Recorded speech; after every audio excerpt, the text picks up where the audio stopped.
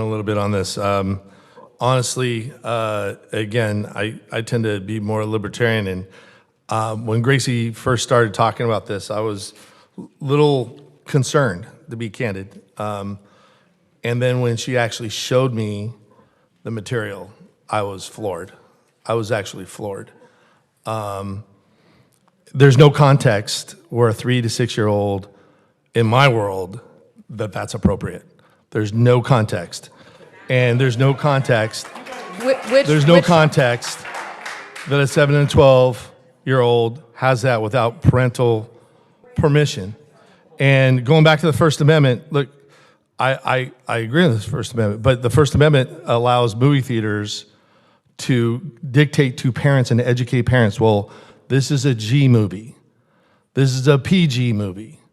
This is a PG-13 movie. This is an R movie. This is an NC-17. And a parent has the authority to say, well, you know what? I'm going to look at that movie, and maybe my son or daughter is old enough to do that. But I think the key is to have parents. I'll tell you, I don't think the majority of the parents in this community know what's in those books. I was floored what was in those books. And we're not trying to limit anybody's First Amendment. No, we're not. And we're not even talking about banning books. That's a misinformation. That's misinformation.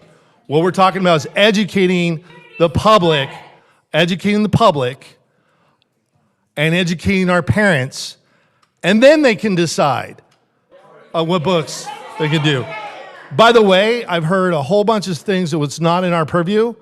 It is, because we're stewards of tax dollars that go into those libraries. That's the bottom line. That's where we come in. And so with that, I'm looking forward to see what options there are. Because again, I'm not for banning the books, but I am certainly for educating the community. And by the way, whatever happens from here, I think Mayor Pro Tem Gracie Vandermark deserves a round of applause for educating the public that this is actually in our library system.